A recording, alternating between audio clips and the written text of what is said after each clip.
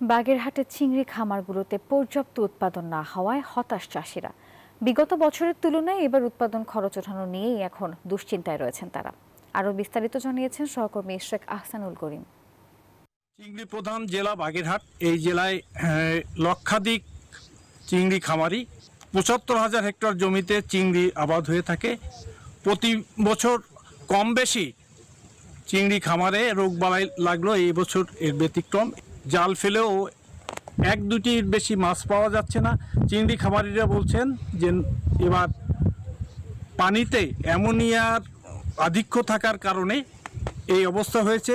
তারা বলতে চাচ্ছে যে রামপাল তাপবিদ্যুৎ কেন্দ্রের কারণেই তাদের চিংড়ি চাষের বিপর্যয় নেমে এসেছে।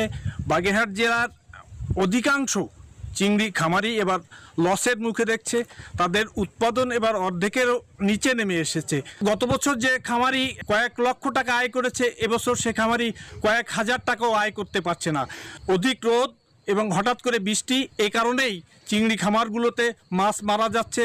দ্রুত পরীক্ষা করে চিংড়ি চাষিদের এই চিংড়ির মড়ক এর হাত থেকে বাঁচাবার জন্য তারা সরকারের কাছে দাবি জানিয়েছে।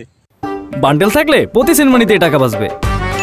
বিকাশ সেনমানি বান্ডেল কিনে জিতুন প্রতি লেনদেনে।